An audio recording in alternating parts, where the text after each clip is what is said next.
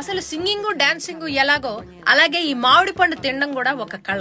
ఈ కాలం వాళ్ళు తలకిందులా తపస్సు చేసినా ఈ ఆర్టుని పొందలేదు. ఆ వయసు వాళ్ళందరూ మామిడి పండు తినడంలో ఒక డిగ్రీ పొందాం. అసలు నాలాంటి వాళ్ళు కొంతమంది అయితే డాక్టరేట్లు కూడా పుచ్చుకున్నారు. మ్యాథ్స్ సైన్స్ ఎలాగైతే ఇంపార్టెంటో అలాగే మామిడి పండు తినడం కూడా ఒక సబ్జెక్ట్ ఉండాలండి స్కూల్లో.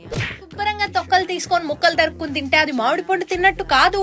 ఒక మామిడి పండు తింటే పళ్ళ మధ్యలో ఆ పీచు ఇరుక్కుని చావాలి. మా అమ్మాయిని చూస్తూ ఉంటే నాకు అప్పుడప్పుడు భయం వేస్తూ ఉంటుంది. ఎందుకంటే ఈ తర్వాత తరాల వాళ్ళు టెంక తినడం ఇష్టపడట్లేదండి. అన్నం తిన్నాక మామిడి పండు పెడితే క్యాలరీలు ఎక్కువ ఉన్నాయని వదిలేస్తోంది. అప్పట్లో మేము రోజుకి మినిమం డజన్ కాయలు గుద్దేవాళ్ళం. ఈ మామిడి పండు తొక్కల నిండా గుజ్జొదిలేసే వాళ్ళంటే నాకు పరమ చిరాకు. మా మనవరాలు అదైతే ఇంకా అధ్వానం. మామిడి పండు ఎదురుకుండానే పెట్టుకుని మాసా తాగుతానంటోంది.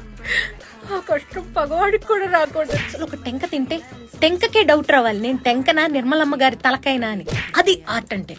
ఆర్టిస్ట్లకు బొత్తిగా గౌరవం లేకుండా పోయింది. అసలు 20 రూపాయలు పెట్టే మామిడి పండు కొంటే 120 రూపాయల గుజ్జు లాగాలి అందులో.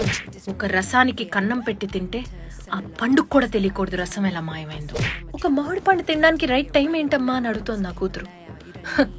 పొద్దున్న మధ్యాహ్నం సాయంత్రం రాత్రి అర్ధరాత్రి ఎప్పుడు పడితే అప్పుడు తినాలమ్మా అని చెప్పాను. ఆ రోజులే వేరు. సమ్మర్ లో ఎండలు వస్తాయన్న భయం కన్నా మామిడి పండు తినొచ్చన్న ఆనందమే ఎక్కువ ఉండేది మాకు. బహుశా ఈ కళ మా తరంతోనే అంతరించిపోతుందేమో.